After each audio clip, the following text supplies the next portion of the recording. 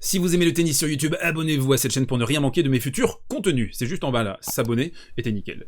Le suceur de cervelle est de retour, Novak Djokovic sera prêt et grand favori à Roland Garros. Retour dans cette vidéo sur le niveau de jeu de Nolé, Tsitsipas de son côté qui écarte avec relative facilité Zverev. C'est le programme pépiteresque de votre nouveau digest de Rome, et on attaque juste après ça.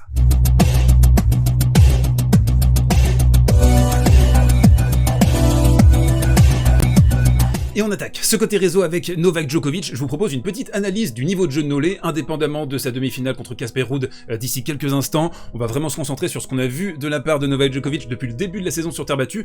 Je vous ai posé la question justement dans l'espace communauté de la chaîne. Est-ce que Novak Djokovic est le grand favori de Roland Garros? Vous avez été au total plus de 2000 personnes à voter et vous avez été 68% à me dire oui. Je pose la question du coup aux 32% qui ont répondu non. Quel est pour vous le joueur qui est plus favori que Novak Djokovic sur ce tournoi? Est-ce que c'est Carlos Alcaraz? Est-ce que c'est Stefanos Tsitsipas? Est-ce que c'est Alexander Zverev? Est-ce que c'est Hugo Gaston? Bref, dites-moi tout, je suis très curieux de vous lire dans les commentaires. Alors on va faire une petite analyse de Nolé dans cette vidéo. Alors pour moi, il y a eu vraiment plusieurs phases importantes dans sa croissance au niveau de la saison sur terre battue, mais il y a vraiment 3 matchs qui ont été essentiels. Le premier, ça a été cette finale contre Rublev après une semaine à Belgrade où il a pu se libérer émotionnellement de la charge qui lui pesait depuis le début de la saison. Il a exorcisé ses démons, on peut le dire, à Belgrade, avec une belle semaine au niveau de la confiance et aussi au niveau physique. Il a pu se tester avec des matchs très difficiles. Tout ça pour aboutir sur la finale contre Rublev où, vous en souvenez certainement, il prend 6-0, il est vraiment dans le dur physiquement, et je pense qu'à ce moment-là, il se dit « Ok, j'ai retrouvé la combativité, j'ai retrouvé un semblant de niveau de jeu, même s'il y avait encore des manques au niveau service, au niveau du coup droit, au niveau de son jeu offensif, de ses zones, mais il savait impertinemment après cette finale que il lui restait encore du temps avant de pouvoir faire monter son pic de forme. Le deuxième match essentiel pour moi, à mon sens, c'est justement ça, c'est le match contre Carlos Alcaraz. Alors il l'a perdu, il a joué un joueur qui était en chaleur, il perd le tie-break du 3e set, et surtout au niveau physique, il a pu se rassurer, il l'avait dit à l'époque, même après 3h30 de match contre Alcaraz, je me sentais physiquement à 100%, super encourageant ça de se dire que après un gros combat à bientôt 35 ans, t'es prêt à repartir carrément le lendemain sur un autre combat physique. Donc ça, je pense que ça a été une super chose pour lui. C'est peut-être d'ailleurs une de ses plus belles défaites en carrière, avec celle contre Cecchinato, rappelez-vous, à Roland Garros en 2018, qui va le propulser ensuite vers son retour vraiment au sommet, et notamment à Wimbledon en 2018. Et pour moi, le 3e étage de la fusée, ça a été hier soir contre Félix Auger-Aliassime. Encore une fois, indépendamment de ce qui va se passer d'ici quelques minutes contre Casper Ruud, il a dit juste après la rencontre, c'est un joueur très complet, il m'a demandé d'augmenter le niveau, ça c'est super important, on va y revenir. Je pensais que j'aurais pu finir le travail plus tôt, j'étais à 1-7, 5-2, bien sûr, un balle de match servant pour le match. Félicitations à lui pour avoir riposté. La phrase qui compte, c'est « il m'a demandé d'augmenter le niveau ». Ça, c'est une information qui est particulièrement précieuse pour Novak Djokovic, qui sait désormais qu'il est capable de rehausser son curseur au moment voulu, dans les moments chauds, si jamais son adversaire est chaleur comme Félix Auger-Aliassime, mais également pile poil adapter son niveau, comme ce qui s'est passé par exemple contre Karatsev cette semaine. Et ça me fait penser vraiment au Nolé de 2021 qui était pas flamboyant la grande majorité du temps. On l'a vu très bon notamment sur le début du tournoi des Jeux Olympiques et lors d'autres circonstances également, mais souvenez-vous, il remporte Wimbledon l'année dernière en ayant un jeu vraiment moyen, je le trouve médiocre sur l'ensemble du tournoi. Il réussit à l'emporter grâce à son mental, grâce à son aura, et c'est surtout ça, c'est peut-être le dernier point que j'avais envie de vous mentionner sur cette petite analyse, le niveau stratosphérique de Djokovic sur cette fin de match sous Liège hier soir. Tous les doutes sont levés, le suceur de cervelle est de retour, car pour moi là, il y a plus vraiment de doute au niveau du service, au niveau du coup droit, au niveau de la mobilité, au niveau de l'aura, au niveau de la lecture du jeu, au niveau de l'anticipation. On a retrouvé, je trouve, un Novak qui pourra vraiment se présenter à Roland Garros en tant que favori. Alors je sais, certains fans hardcore de Novak vont dire non, il est pas favori, c'est un autre, pour pouvoir minimiser un peu si jamais Novak venait à perdre, par exemple, en demi-finale ou en finale. Mais pour moi, il n'y a aucun doute là-dessus, c'est lui le grand favori, c'est lui qui aura la pancarte dans 10 jours à Roland. En parlant de pancarte, un petit pas de côté sur le tennis féminin, je sais que certains d'entre vous ont envie que j'en parle de temps en temps, et je voulais réagir à cette déclaration de Swiatek qui me paraît super pertinente à commenter. Elle dit maintenant j'utilise mon classement pour mettre la pression sur mes adversaires. Très intéressant ça, on va lire la citation. J'ai eu besoin de temps pour comprendre comment bien faire les choses. Maintenant j'utilise la série en cours ou le classement pour mettre la pression sur mes adversaires. On le rappelle, Swiatek depuis le début de la saison c'est 36 victoires, 3 défaites, elle est invaincue depuis fin février, c'est incroyable. Je pense l'avoir bien fait la saison dernière et au début de celle-ci, j'apprends juste à utiliser de manière positive. L'année dernière lorsque j'ai amélioré mon classement, j'ai senti que quelque chose me mettait la pression. Intéressant ça, vous voyez la progression au classement, vous commencez à avoir les spotlights mettre sur vous et bah, vous jouez plus d'une manière naturelle et on passe à ce moment-là de l'insouciance à je dois gagner parce que je suis favori, je dois gagner pour remporter le titre, on attend de moi certaines choses et c'est un mindset qui est complètement différent à ce moment-là. Maintenant c'est totalement différent, dit-elle en jaune. Je suis heureuse que mon équipe et moi, notamment Daria, sa psy, ayons travaillé dur pour changer mon approche mentale. Je suis fier de ce travail, le fait d'avoir également Thomas, son entraîneur, qui a de l'expérience. Donc voilà, c'est je pense l'une des clés de la réussite de Swiatek, au-delà de son jeu, au-delà de son coup droit qui est phénoménal, c'est cette approche mentale, cette libération spirituelle. On termine ce côté réseau avec une capsule fort désopilante, je vous invite à la regarder, je vais me taire, je vais juste gaulerie en silence. Dans la gueule, le meilleur des coups de gueule de Benoît Paire. Vous êtes dans les tribunes, Benoît.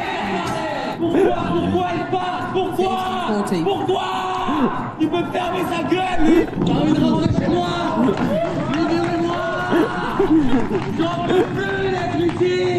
J'en peux plus. Va te faire enculer, va te faire enculer. Oh super, on va les couilles, ça va. La merde. La chatte qu'il a, la chatte. Toute ma vie, j'aurai un manque de chatte. Toute ma vie, putain. On s'en lasse pas. Allez, on reprend notre sérieux quelques instants, quoique, avec l'analyse complète, totale, exhaustive de la demi-finale entre Sacha Zverev et Stefanos Tsitsipas. On va commencer avec la première palette. Le plan tactique de Zverev était très simple, basique. Qu'est-ce que vous faites contre Stefanos Tsitsipas? Vous l'isolez sur son revers. On a vu dans la première manche, 75% de coups en revers de la part de Zverev étaient dans la diagonale revers, justement. Ça, c'est la première partie du plan. La deuxième, ça va être soit vous d'agresser en long ligne. On voit 3 winners ici qu'on peut imaginer en revers long ligne, peut-être en décalage coup droit dans cette position, mais également vous allez bait ici un revers long ligne de la part de Steph. C'est difficile, le câble il est haut, un revers long ligne à une main ça peut être compliqué à faire. On a vu Steph parfois paniquer, désaxer également ses accélérations en revers. Donc là sur le premier set, Zverev a eu un plan de jeu simple, basique mais efficace. Ce plan de jeu, cela va sans dire, il est corrélé à une grande agressivité. On a vu un Sacha plutôt agressif, debout sur la table sur la majorité du premier set et surtout un gros service parce que vous voulez avoir un +1 dans une belle position, agresser immédiatement à l'échange votre adversaire. C'est ce qui s'est passé avec Sacha, il a 70% de première balle dans le premier set, 76% de réussite derrière. On a vu des gros services de Mammouth externe à 218, on était là mais qu'est-ce qui se passe? Donc vraiment très serein. Et à contrario, de l'autre côté du court, on a senti un Tsitsipas un peu manquer de lucidité sur la shot selection, les jambes qui étaient un petit peu raides, ça on l'avait vu depuis le début du tournoi, avec des difficultés parfois à s'activer. Là il va tenter une amortie, vous le savez, vous pouvez pas tenter d'amorti dans cette position à 1 mètre de la ligne de fond, ça va pas le faire, donc il va forcer son amorti. On a Zverev en plus qui est déjà parti, donc ça va te forcer encore plus à prendre aucune marge avec le câble. J'ai parlé d'un Zverev serein sur la première manche, et là vous me voyez venir gros comme une maison, parce qu'on parle quand même de Sacha Zverev, on parle pas de Pete Sampras, d'un joueur qui dégoupille jamais, qui est hyper concentré, focus. Non, non, bien sûr que non, 2 doubles fautes sur le début de la deuxième manche, il a vrillé, du Sacha, manque de concentration, et là il perd le momentum, et c'est terrible, parce que tu gagnes 6-4, tu sens que Stefanos, il est pas exactement mentalement bien impliqué, physiquement tu sens qu'il est un peu là, et tu lui files littéralement le momentum sur un plateau. Ensuite on a vu Steph qui a bien utilisé, je trouve, la relative étroitesse de ce court central. Il n'y a pas beaucoup de distance ici, on l'a vu entre Chapeau et Nadal cette semaine, donc des gros services kickés côté avantage pour pouvoir déporter son adversaire, et ensuite avoir le court ouvert, ça c'est super important. Vous avez le court ouvert, vous pouvez avoir un +1 facile avec son coup droit de préférence, ça c'est vraiment de la stratégie très classique sur terre battue. Et puis sinon, quand on était côté égalité, on a vu du Steph utiliser avec beaucoup de bonheur le service slicé de la même façon pour pouvoir s'ouvrir le court, donc du simple, du basique, de l'efficace. Bis repetita. Maintenant, ce qui était très précieux en termes d'analyse tennistique sur cette rencontre, je trouve, c'est qu'on a vu la grande différence qu'il y a entre les deux joueurs. Stefanos, il a plus de stabilité émotionnelle, il a plus de variation, il a un goût du combat qui est plus affûté, je trouve, notamment sur cette saison 2022. Par contre, Zverev, à mon sens, il a un plafond max un peu plus élevé que celui de Stefanos. Je me demande d'ailleurs si le plafond max de Zverev, c'est pas le plus gros plafond max du circuit actuellement, peut-être avec Carlos Alcaraz, mais il a du mal à le maintenir. Et là, on a vu également les différences en termes de créativité. C'est ce que nous a fait d'ailleurs Tsitsipas sur son match précédent, un gros coup bombé, et puis là on se précipite à monter à contre-temps, on va réussir une volée et en 2 temps remporter le point. Je trouve qu'il est vraiment assez fantastique à regarder un Tsitsipas sur cette surface, parce que la créativité elle peut s'exprimer, il a la variation, il a la compréhension des enjeux tennistiques sur cette surface, et surtout il a le physique pour pouvoir l'appliquer, parce que c'est bien beau d'avoir les outils, mais il faut avoir la machine, la caisse pour pouvoir l'appliquer. Et on a senti Zverev sur la deuxième partie du 3e set, physiquement baissé en gamme. On a vraiment insisté encore encore une fois, hein, sur la diagonale revers, mais il n'y avait pas d'intensité, il n'y avait pas de plan derrière en fait. Il remettait juste la balle, il attendait un petit peu avec sa fameuse tendance à se mettre à 2 mètres, à attendre, à voir ce qui se passe. Et là, malheureusement, ça n'a pas suffi face à un Stefanos qui, lui, montait en gamme. On termine avec une recommandation du jour un petit peu spéciale aujourd'hui. Pas de pronostic sur la deuxième demi-finale ou la finale de demain, mais plutôt un petit teaser sur le contenu premium qui va sortir demain à 11h30 pour les membres premium. Et pour les autres, on se retrouve demain pour un nouveau digest. D'ici là, portez-vous bien, prenez soin de vous et regardez ça, hein, je pense que c'est plutôt chouette.